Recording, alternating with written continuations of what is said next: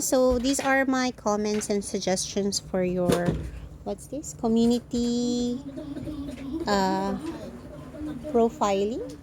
Community health evaluation. So for your introduction, you need to show the known, unknown, despite, and hence part of the paper. So what are the known for this paper? So number one, why are you doing this community profiling? So you need to highlight the importance of importance of profiling and importance of need assessments and their connection to COVID-19. That's the first part. And then on the same paragraph, first paragraph, you can add why you chose Barangay Kabaritan, but you cannot say that it's for convenience. You should link it to the importance of profiling, the needs, and their COVID-19 status in Barangay Kabaritan. And then for Barangay Kabaritan, you need not to put all these data. You should put there Barangay Kabaritan is a part of the municipality of Bugay, Cagayan, which is a third class municipality. And then you will talk about their status there in terms of health ba yun? Yung third part? The second part? The top 10? In terms of their health status and their COVID-19 status. And then next part will be despite we are now on the unknown, we all listed na for number 1 the known. For number 2 the unknown, you need to put there you don't know the relationship of their status, health status, and COVID-19 status with that of their barangay profile or their community profile, or other things that are unknown to that place, or let me say the gaps. What are the gaps? Ba't nagkakaroon ng ganung mga health problems? Ba't nagkakaroon ng cases? If their cases are minimal, kokonti, bakit din minimal yung cases nila? You can put that as your unknown. And if there are health problems, for example, that causes mortality and morbidity in their area, why is it not treated? Are there programs for that? That is unknown. And number 3, despite all this, we are already here at letter D. Despite all these health problems and COVID-19 status of this barangay and the programs that are already applied there, wala pang nagagawa for this. For number 4, hence the need to, let's always start with hence, this community profiling would like to include the history, barangay profiling, socio-economic situation, COVID-19 situation, etc., etc., and this part. Okay, this part already. And you can also, what's this part? This study will interpret the growth rate of economic growth. No, you did not do this. You will not interpret the growth rate of economy and growth rate of population. This study will only be discussing and interpreting the data that you collected from the profiling. Okay, past evolution, present, future changes.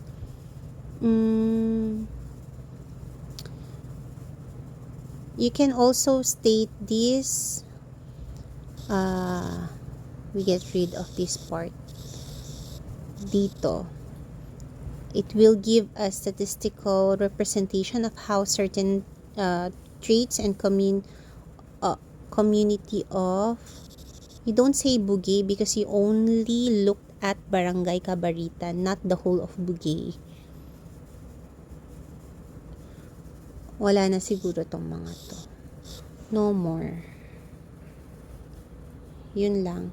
For introduction, what you need to do, you catch your reader's attention. Why you need to do the profiling and needs assessment. So for this history, do you need to put sige na nga. Pero usually we don't put chapter 1 and then community profile. Chapter 1 here. Meron ba kayong template for this one? Ganito talaga siya? Okay. So we go chapter 1 community profile. History. For the history of Barangay Kabaritan, I suggest you add here a spot map. Usually we put a spot map. It looks like this. Here, after a paragraph, we usually put a spot map.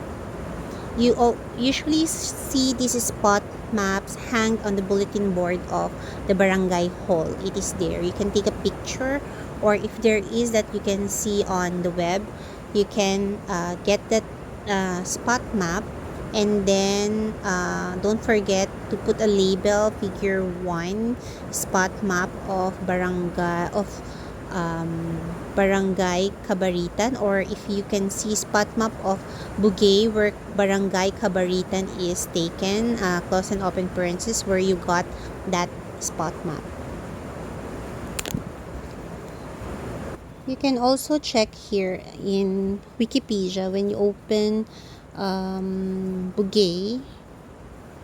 You can open a street map here, then you can take a screenshot of Barangay Kabaritan, looking at here. Nabagal yung net.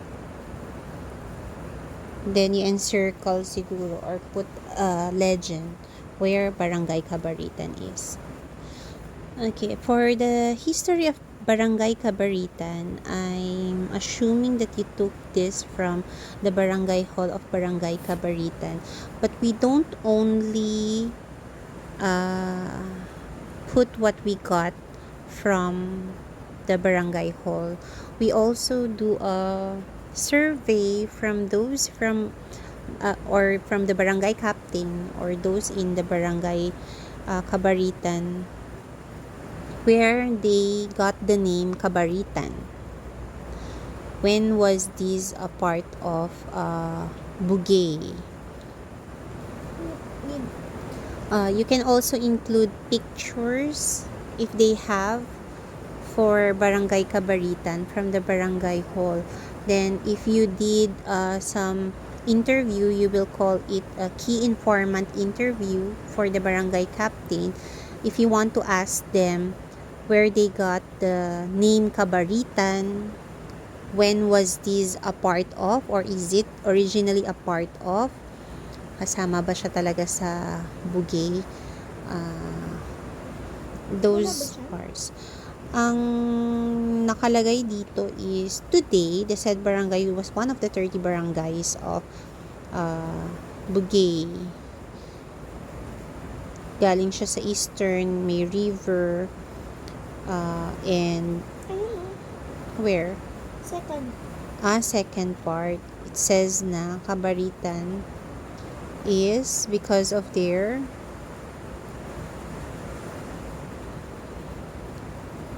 But it became the material source of building houses of the Ibanets and Pugots who first dwelt in the land and used them as ropes. That's why This became their principal in Kabaritan. naming the land Kabaritan. Okay. Pero parang anemic yung history of Barangay Kabaritan. Parang kokonti. When you say history, medyo mahaba kasi itong part na ito. Kung meron pa na makukuha from barangay, kailan, walang year kung kailan siya naging nahiwalay na one barangay of Bugay, mga ganon. And then let's start with, and Para mas maganda yung impact ng paper nyo, you put siguro pictures per part. For example, this history, you can put siguro sa history part yung yun nga, yung spot map na lang dito. Then, number 2, sa barangay profile, if you can, or may template ba din ba ito? Kailangan isa-isang ganito? Talaga? Ito, for the barangay profile, number 1, total land area, number 2, total population, number 3, total number of blocks, number 4, total population, number 5, number of households, average household size, employment, number of families. This part, per item, should have an observation and interpretation. So let's look at one example. For example, on total land area. Here, for total land area, for number 1, you need to put what do you observe first with the land area. For example, it's 50 hectares. Malaki ba yung 50 hectares for the whole of the bugay? Or maliit siya for the whole of the bugay? You see the proportion. Like in this observation in one of our studies funded by PCHRD, DOST, we were to check the land area of the core shelters here in Tugigaraw, and what we observed, number 1, you will see the first sentence here. The observation is that Namabalan has the largest land area, followed by Anafunan East, then Katagaman Pardo. That is the observation. And then yung interpretation na hinahanap ni Sir is ano naman ngayon kung siya yung may largest area? Bakit kaya siya yung may largest area? Things like that. This is already based from not the data that you have. You will check literatures or you will ask through interviews from the barangay hall, bakit ganun siya kalaki? Or siya ba yung pinakamalaki or average lang yung size niya, things like that. So, you look at this example, according to the PIA of 2012, don't forget to cite so that you can put bibliography at the end of your paper. The city government here provided the land. It's the city of the government that provided the land for the core shelters. It was the LGU that identified the area, and then they chose the recipients, the residents there, and it was based on the criteria set forth by the city. And the city engineers office supervised the construction of their units. However, Namabalan, which is the largest, has the largest area, was different as a lot of the residents were owned by the residents themselves, and the construction of their houses was supported by the DSWD. This is the reason why the housing units in Namabalan are widely distributed. So you see, one sentence for observation, you can do, that's 1 to 2 sentences, and then several sentences for your interpretation. Yes, before you go on to the next data. Yes, only one paragraph, si observation and interpretation. One paragraph per data tayo. No, for your interpretation, you will explain bakit ganun yung observation mo. Kung may trend siya, bakit kaya ganun ang trend niya? You will then check it from your literatures or from the internet. Bakit kaya ganun siya kalaki or ganun siya kaliit or bakit may trend siyang ganun. Hindi siya dapat nakikita sa observation, yung sa interpretation. O, interpret mo nga yung observation mo. For number 2, total population, bakit dalawa yung total population ninyo? I don't know. Sa population, 968. Ganito ba talaga siya? 968 horses. Wala akong basta 968 daw. Example of this one, the total population of Barangay Bagong Simula are 851 male and and 924 female. Sana ganun naman. Hindi 968 horses. Walang label. With a total number of ganon. O, you see, that is their observation. Yun yung nasa table ninyo. And then, you interpret that total population at this part. So, that is your... Pero wala kayong male, female, ano dun, no? For the total population, ilan ang male, ilan ang female? Where? Number? Di maganda siyang pagsama. Sa population, number 7 ninyo is population under... Kasi may total population kayo eh. So, pagsama na lang. So, isama nyo itong si total population na with your, total population with your male and with your sex ratio and the ages. Bakit hindi? As one na ito, kaya nga, dapat yung total population nyo naman sana is equal siya with your total population here. That's why, you can scratch the total population here sa number 2 and number 4. So that isang number na lang sila dito sa number 7. Andito na si total population, andito yung gender ratio, sex ratio, and andito yung age distribution. So that at this part, you can still have another picture. Hindi lang siya ganitong table. So, it should look like this, yung number. This will become your number 2. Number 2 to. Total population with geographical distribution, including population index, population density.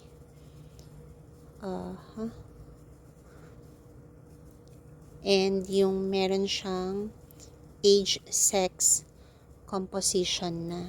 So, sana makagawa kayo ng ganitong graph so that you can put it there sa number 2 nyo para bongga siya.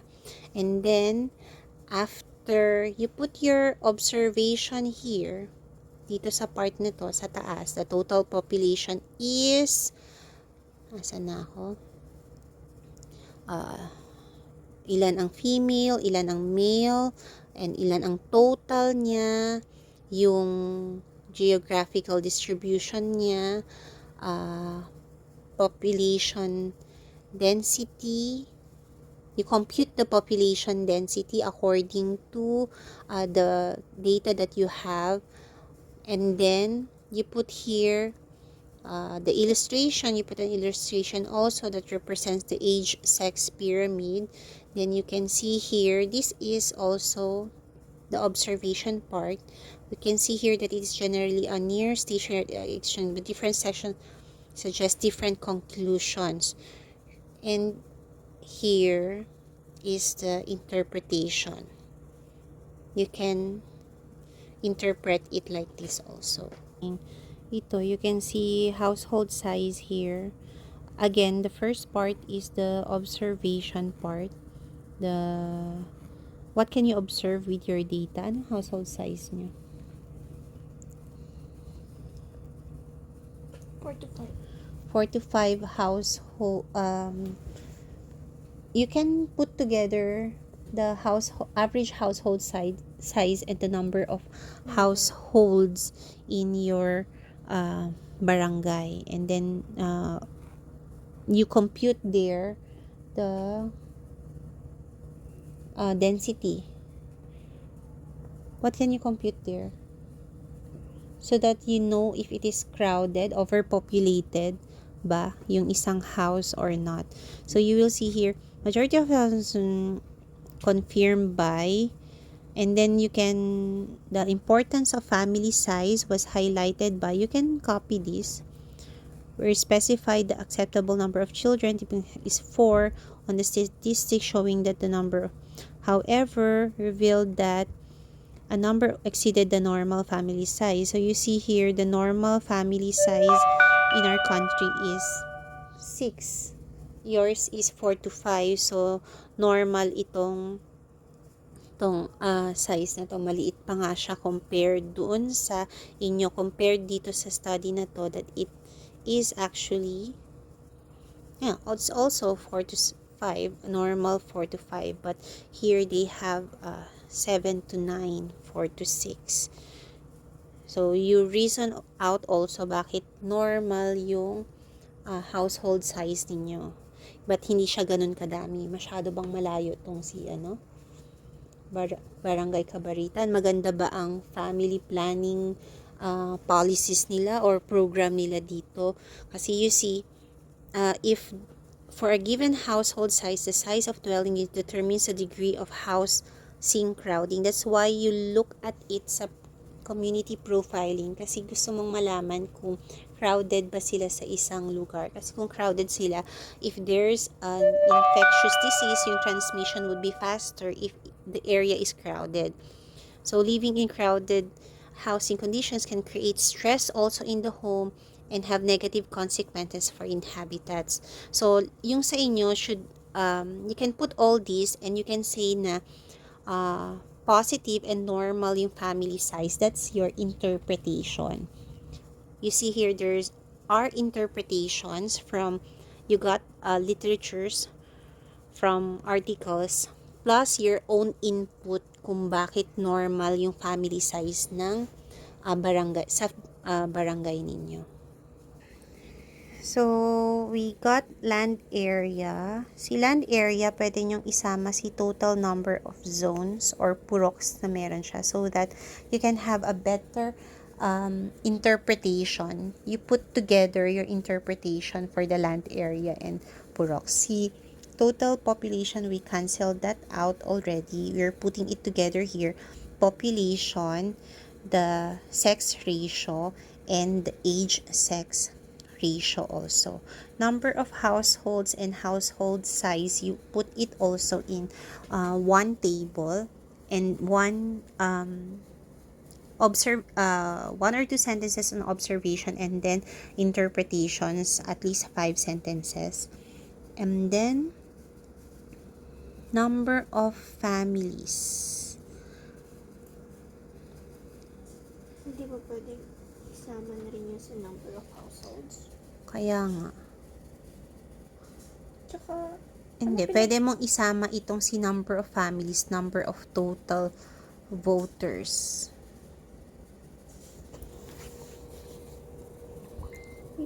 Actually, magandang i-interpret si employment together with the population so that you will see kung ilan dito sa mga to ang employed, and dito sa interpretation mo, sa employment, you just don't say 147, ano to? Dapat may graph ito kung blue collar, white collar, kung ano yung mga employment nila. Most of them ba? Teachers. Most of them farmers. Kasi di ba agricultural area si Barangay Kabaritan. So, you can, maganda i-graph ito actually, and then maganda siyang, there's a trend na ilalagay nyo dun sa observation ninyo, and then i-interpret nyo bakit mas maraming farmers, mas maraming ganito. Then you can also put yung educational profile nila in cases na bakit kaya mas maraming farmers. Merong number of out of school youth. Pwede mong isama na din dito sa hindi naman, hindi siya magiging employment. Ilagay mo si employment muna, tapos ilagay mo yung number out of school youth na mga and then i-put together mo sila sa pag nag-observe ka, 'di ba? Sabihin mo na most of them are farmers, followed by mga healthcare workers, followed by teachers, and the others. And then sabihin mo na marami ang nag-out of school youth, parang ganon. And then sa next sentence mo 'yon. And then next sentence mo already is on your interpretation kung bakit ganun, and then you can put together yung observation mo dun sa employment nila dun sa out of school youth. Actually, meron part ata dito na nag-aano ng kung ilan ang wala bang school? Walang number of school? Ganon? Wala naman. Wala. Existing And government then, organizations. yun. Hindi ba government organization ng school? Ito, like, itong si number of streets tsaka purok, maganda to na isama sa yung sa total land area. Meron rin palang population. For your interpretation, since you have the number of males, females, you compute for the sex ratio. So you will get this. You will be needing it dun sa population, sex ratio, and age sex ratio. And then for the population and land area, you compute for your population density so that you know how many people are there in per hectare. And then, what else can you use this in here? Wala na. This one, for the, you can also make a picture of this for the number of existing government organizations. You make a map and then ipapakita mo kung ano yung organizations na andon and legend kung ayan, so you will see here at this part yung number of streets and then number of existing government organizations. You make a legend of the organizations. You put legends kung asan yung mga government organizations. Yung government 5. Anong government organization yan? Kaya nga, wala pa nga kami kasi. So that you can put also here the total number of business establishments you put a legend wala also. Wala lang kami population density. You can compute, pinakita ko kanina how you compute the population density using your land area and your population. You can compute already how many people per hectare are there. Yan, ganyan. Ito na si number, saan yung street? 11, 14, 15, 17. Wala rin ata kami nito eh. What? 13. Here. And then, even this total number of voters, you can put this together with this population. Kasi ilan ang, ano bang age nang pwede ka mag-vote? Kung yung number of voters ba is katulad niya si number of, let's say, ano bang pwede nang 18? Mag-vote? O tingnan mo, hindi mo alam. Hindi ko rin alam. Pero 18 daddy, no? 18 ata. So, makikita mo bakit hindi sila pareho. So, dapat makita nyo yung age na 18 dito. Mai-separate mo yung 18 to 64. So that mai-interpret ninyo bakit hindi pantay. Ibig sabihin, kung hindi pantay, ang interpretation nyo dun, not all are registered voters or hindi lahat sila. Kung mas marami naman yung population compared sa, kung mas marami yung voters compared sa population, ibig sabihin, hindi tama yung, population ninyo. And then, Mami. Next is, nasaan na tayo? Ito, number of incumbent barangay officials. Dapat meron din tong table. Who are those officials? Mga bata ba sila? When you do the observation, you see here, anong na-observe mo dun sa mga incumbent barangay officials? Lahat ba sila ay, meron bang alien doon? Not alien. I mean, foreigner. Not really taga Barangay Kabaritan itong or bago lang siya, nag-aral siya sa ibang place, tapos bagong salta lang siya yung nanalo. You look at the ito yung mga matagal na, tapos kabilang sila sa isang family lang, from the barangay captain hanggang sa, and lahat sila balisi lahat sila. Ganon. And then you do the interpretation there. Why that? And then after that, ito din, you need to name it all. Ano yung number of, ano yung existing government organizations na meron sila? Most of these ba ay health related? So then you can say, bakit kaya siguro maganda ang health status ng Barangay Kabaritan, mga ganun. Even the number of non-government organizations, nakita nyo yung map kanina, you can put all that there, and then you can put a table down or dun sa observation nyo na lang kung ilan yung government organizations, no, what are those na nasa legend, existing non-government organizations na andon. Do you have this total, meron, total number of tricycle operators. Ito, you can also add it doon sa uh, map na yun kasi you have the number of streets. Tapos, ilan ang TODA ba to? TODA ba to? Tricycle operators? What do you mean by this? Na maliit lang naman yung area, so dalawa lang yung tricycle operators. And itong tricycle operators na to, ilan ang tricycle under that? Tapos, ano yung areas na pinupuntahan nila? Ang area ba nila from end to end ng Kabaritan or meron lang silang sinusunod na ruta? Also, these business establishments, itong 17 na to, anong mga business establishments tong mga to? Makikita mo din dun sa, katulad nung sa map kanina. Ito is isasama natin sa employment. Okay na tayo dyan sa part 1. For the socio-economic situation, you can do another map but not showing the establishments and the businesses and the streets naman. You put geographical, it should show geographical profile, the boundaries, the topography. Meron nito sa Google Map, you can show the topography ng ano. And then you explain, observe, what do you observe?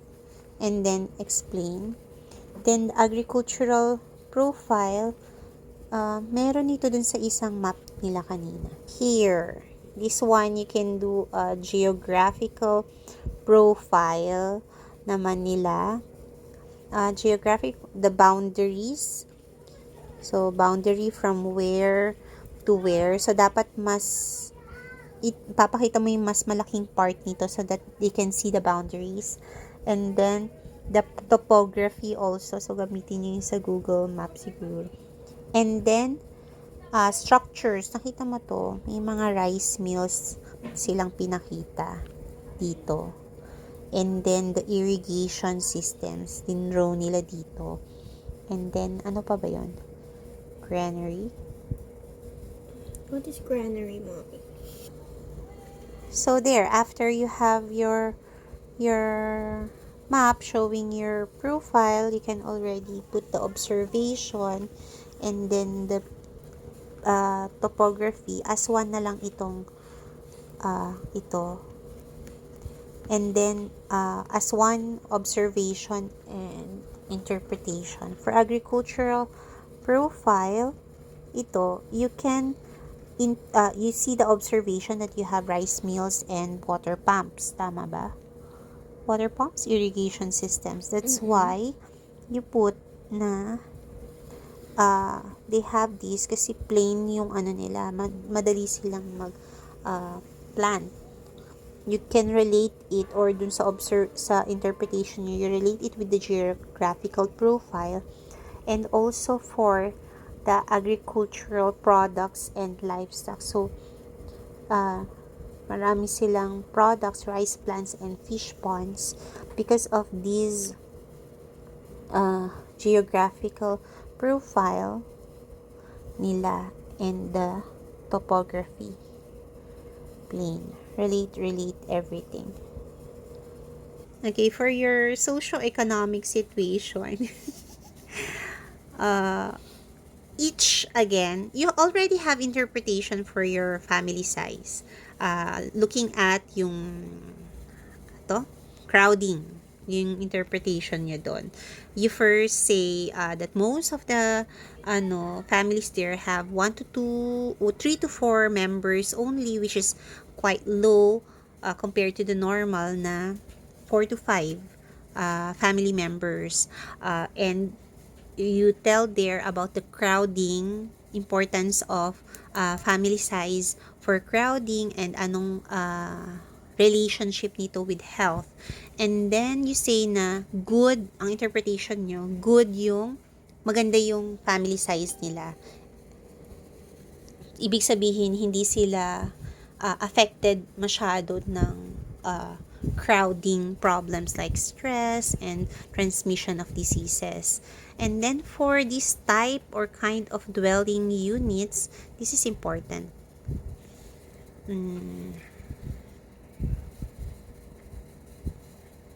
Meron tayo niyan eh.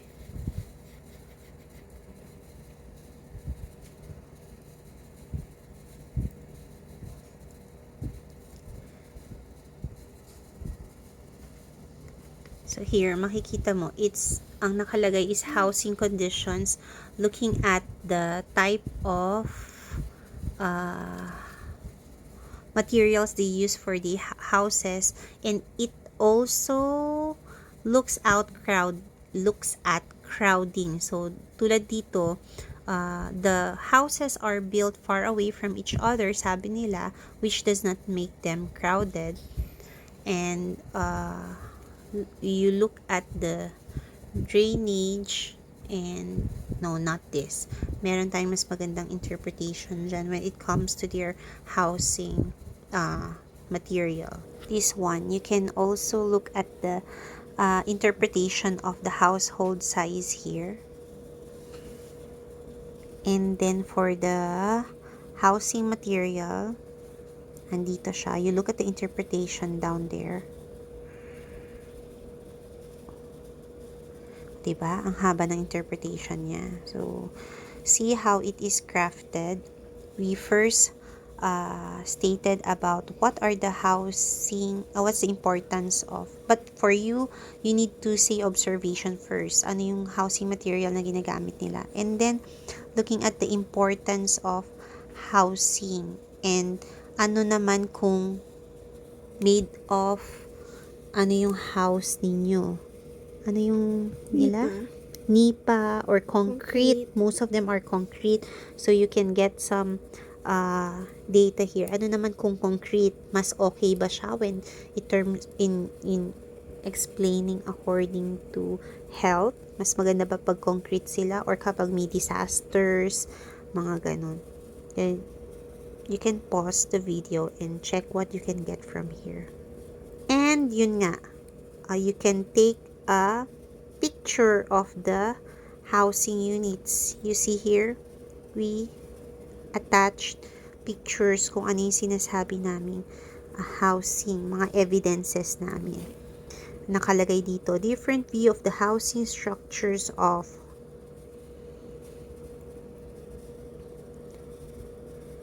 You see that?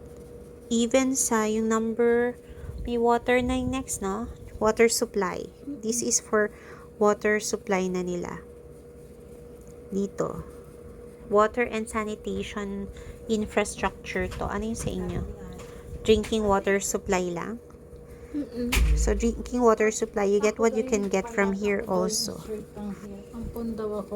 Here. Okay.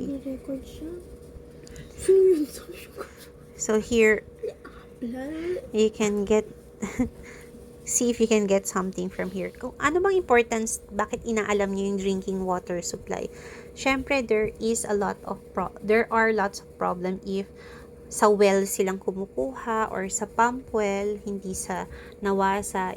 Lalo na kung makikita nyo na ang health problems sila more on diarrhea o nagkakaroon sila ng mga waterborne diseases, dito nyo siya pwedeng i-relate. So, dapat ilabas nyo lahat dito. Here, kung may makukuha kayo din dito, you look at, it says here, water source. Kung deep well, pump well, pipe, water station, you check here. Ano bang nilagay nyo sa inyo? Water pumps. Anyway, bago tayo pumunta dun, This is yung importance ng number of employees ba? Employment. Employment. You can interpret it in this way. The proportion of those with employment with those over the population. So that makikita nyo kung gaano karami yung unemployed dun sa place ninyo.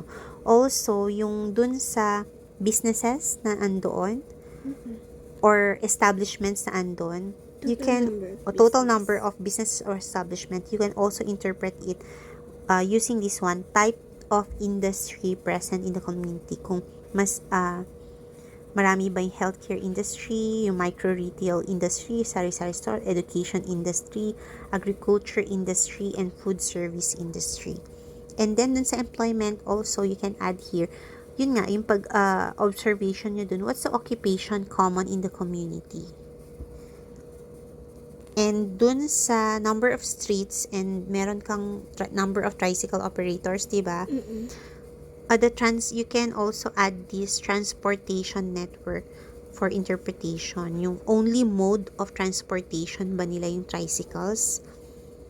And dun sa area na yon, sa socio-economic situation. Kung hindi lang ba sila ang meron dun. Motorcycle, sidecar, van, kuling. Ayun. Ano yan? Socio-economic din siya.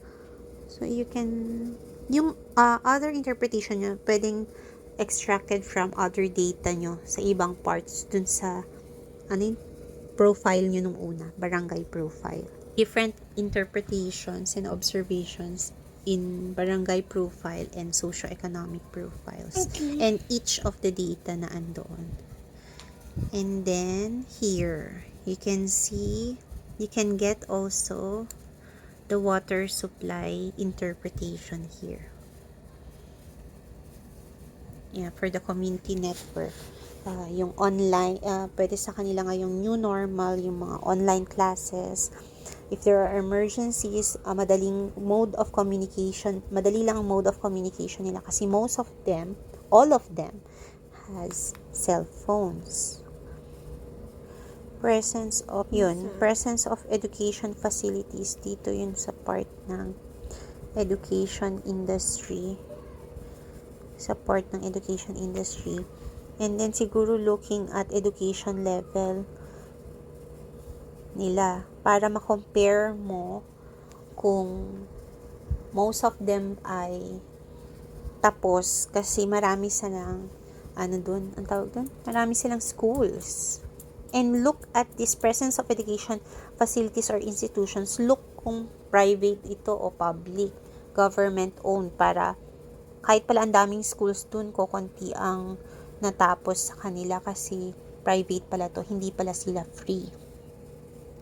Same as ito nga, healthcare industry sa kanila. Ilan? Ano tong mga to? Meron lang, sabi nyo? Ito. Barangay Kabaritan Health Center. So, walang ano sa kanila, sa barangay nila. Walang naitayong clinic or hospital.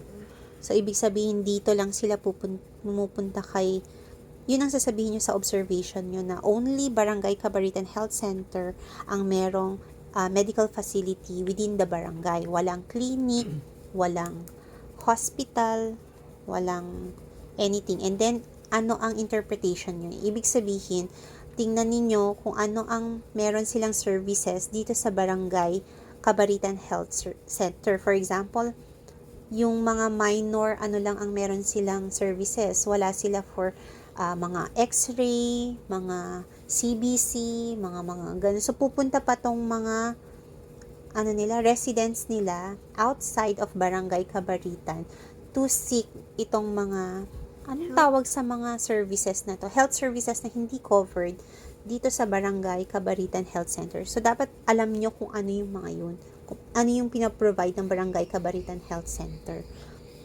And then, next, transportations. Kailangan daw may ranking. So, ibig sabihin may percentage tong mga to. Mas marami ba ang Mas marami ang motorcycle. Oo, magandang itong observation interpretation kapag may ranking. For like this, parang yung ginawa natin dun sa medical facilities kasi wala nga silang ganito, you compare. So now you have transportations, you have motorcycle, sidecar, van, and kuliglig. Sana may percentages sila, and then you say most of them have followed by sidecars, followed by van, kuliglig, and then interpret mo ngayon kung anong importance na meron sila. Paano kung buntis yung nila, idadala nila. So okay yung motorcycle kasi maliliit, narrow yung mga road nila, mga ganon, let's say. And then ang mga work nila is hindi naman nila kailangan talaga ng courier, mga ganon. Kasi single motor to ng motorcycle. Pero paano pag may pregnant or may mga kailangang dala-dala, yun, they have kulong-kulong or van ang gagamitin, or meron pa bang kuliglig? Mga ganon. And then itong main source of barangay income is going to the ano tayo?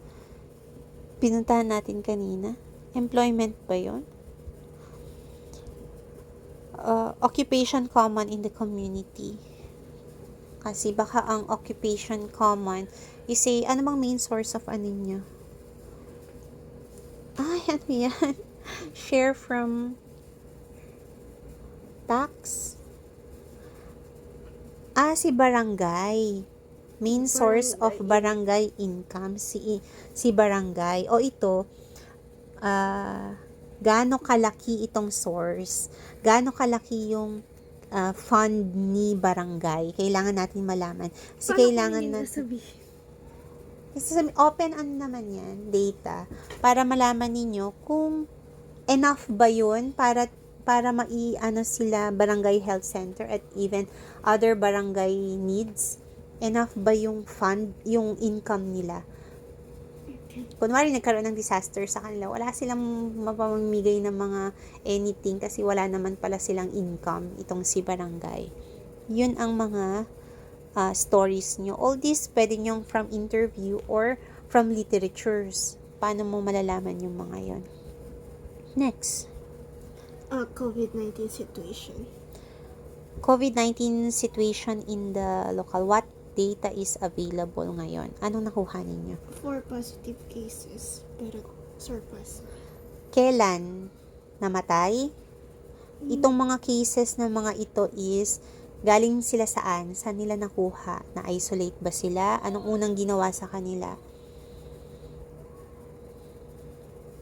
Yun ang mga kailangan yung malaman to hindi 4 positive cases only. So, compared to the total population, it's only how many, pag sa observation nyo, ilang percent itong 4 compared dun sa population nyo, ilang percent of the population si 4. And then, it's seemingly low compared to, paano bang percentage globally or nationwide ng positive cases. Itong interpretation nyo, kokonti itong 4 compared sa other places according to the proportion nung sa population ninyo. Bakit? You explain why. Anong explanation nyo dun? Itong mga positive cases nakuha very far kasi itong si ganito, and hindi sila crowded, so hindi sila agad nagkakahawaan. Very far yung mga houses from each other, very far itong si barangay something sa ibang lugar. Hindi naman sila pinupuntahan talaga ng iba. Employment ng iba dito lang din sila kasi agriculture sila, farmers sila, hindi sila pumupunta sa ibang lugar. Itong 4 cases na ito nakuha nila sa blah blah blah blah blah. Case, kailan, date, namatay ba, o nabuhay, mga ganon. For the interpretation. Magaling naman kayo magsulat, kaya you write this. And then, ano number 5? Population ratio. Di ba na-compute nyo na to dun sa taas? Iba yan. Ito na yung yung sex ratio for the total population, age dependency, chuchu. Oo, ito yung kanina na inano ko na you can use for the interpretation. Kinlose ko na ba yun? Yeah, you can put a table for easy navigation, especially if you will present this in a PowerPoint. But with this table, you should write how you computed this kasi there's a computation for this sex ratio, dependency ratio, and crude birth rate like this. Okay, like this. Meron siyang, you put this all. You can put the table para maganda sa mata. Pero, and then you put here the observation. Yung table parang summary, but you need to, these are all computations, so you need to put all these data muna. Pwede mo muna yung table and then you show kung paano mo nakuha yung mga yon. But you need to include all this. These ones, as you can see. Lahat to, pinakita nila. Although you cannot see here their interpretation. Walang nakalagay na interpretation dito. All observation yung makikita mo sa baba nila. So, sample of the observation nga, for example, sa na tayo? Sa sex ratio is this one.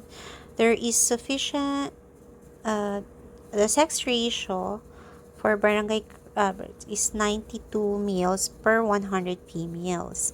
And then the interpretation is, there is sufficient number of males per females in the community, approximately 92 in 100 females is almost equal to, ano yung ratio nga natin. And then, kulang yung interpretation niya or almost no interpretation at all.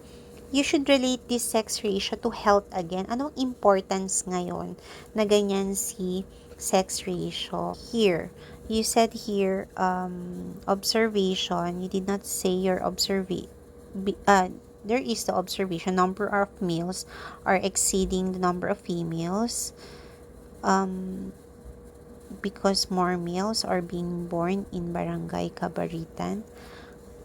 Okay, sabi nga ni Sir, the interpretation should be the implications or reasons why such value behave as observed in the members of the community. Pwede namang yes, more males are born in Barangay Kabaritan, but we can also take into consideration other things such as mas marami ba talaga ang males na napapanganak globally or nationwide compared sa females, kasi in reality mas marami ang females kaysa sa males, ganon. And then you negate this na nakuha nyo sa literatures na nagsasabi na mas maraming females kaysa sa males, because there, dyan sa Barangay Kabaritan, mas marami ang males kaysa female. Also, yun nga, yung papakita nyo yung ratio dito, it's 1.5:1 female tayo or 1.05:1 female tayo. So, hindi siya ganun kataas naman o hindi ganun karami yung males compared sa females talaga. So, parang halos 1:1 sila. So, what you can interpret here also, mas maraming work na para sa lalaki compared sa mga babae pag ganito yung population ng sex ratio ng Barangay Kabaritan, which is good kung farming ang kanilang work doon. You can look at other literatures looking at how sex ratio are interpreted also. Yan. Hindi ko na isa-isahin, but tulad nung other, yung suggestion ko kanina, you do observation. When you say observation, actually you just state kung ano yung nakita ninyo. Ano yung nakikita nyong trend or ano yung nakikita ninyong behavior ng data. Marami, most of them, or not really, kokonti ba, ilang percentage. And then, for your interpretation, it cannot be one sentence only. You should have at least 5. That's why you get from literatures not only what you think about the observation, and you should also see ano yung ni-reason out ng literatures on this parameter. let's say crude birth rate. Anong implication nito with your health? Anong importance niya? Anong importance nitong mga to? And then you relate it to your data. Anong implication nun? Or ba't kaya 11 deaths, mga ganun? Or ba't 3 deaths for children? Look at vaccination nila, yung panganganak ba, etc. Okay, where is your population rates and your population pyramid?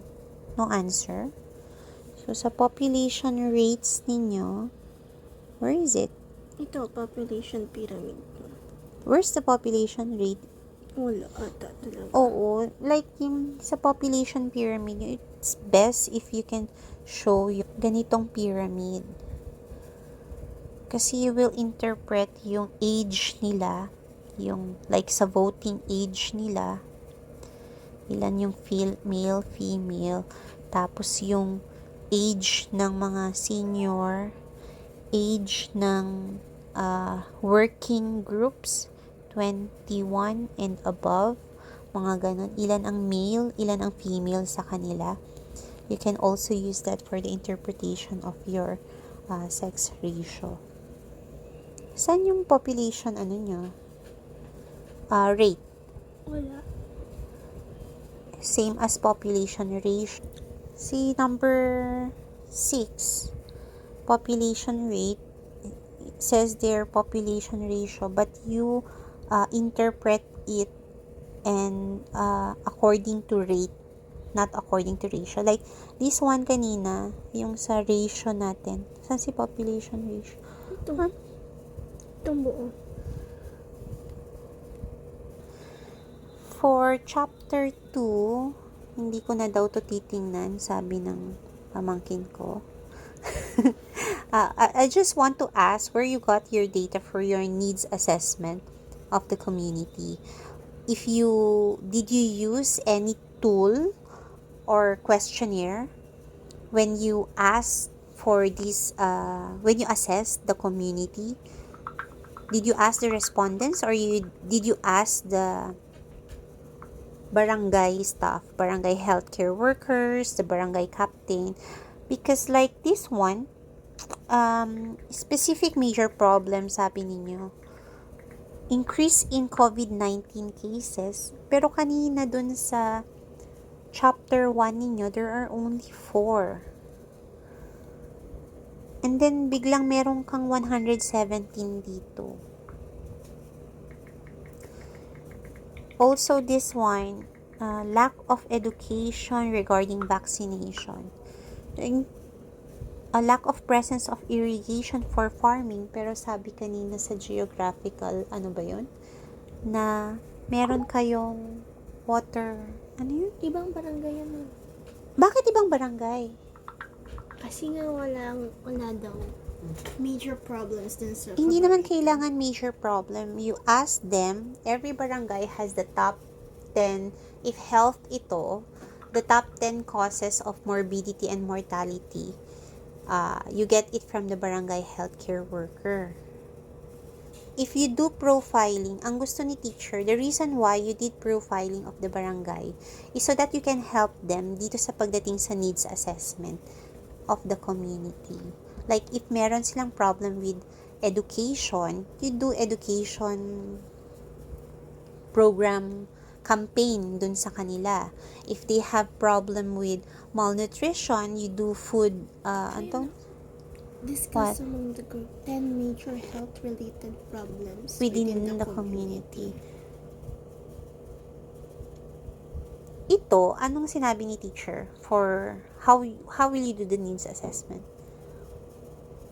Dapat barangay captain or Lahat may secretary. problema, hindi pwedeng walang problema. May problema ba sila pagdating ng disaster? Nagkakaproblema ba sila? Binabaha ba sila? May problem ba sila with the, waste disposal, yung pag-collect ng waste nila doon? O kaya Hindi ba sila, or kapag nagkakaroon ng dengue, mga ganun sa kanila, wala bang pumupunta dun sa kanila? Anong major health problem nila dun sa Barangay Kabaritan? Hindi pwedeng wala silang problema. Kasi, Pwede naman ilagay yung increase in COVID-19 cases, diba? Kasi diba sinabi nga may 4 positive cases. 4, pero nag-surpass na, sabi nyo. Oo, pero pwede ba ilagay yun? Kung there's an increase ngayon, dapat nandun na din siya sa present, sabi ni teacher, yung dapat na COVID-19 cases nyo dun. Ito, may isolation, ano ba sila? Problem ba nila, kokonti yung barangay healthcare worker nila kasi kokonti yung funds nila dun sa barangay? Mga ganun. Hindi lahat ng purok na pupuntahan ng barangay kasi kokonti silang pwedeng mag-monitor nung purok. Ano ba?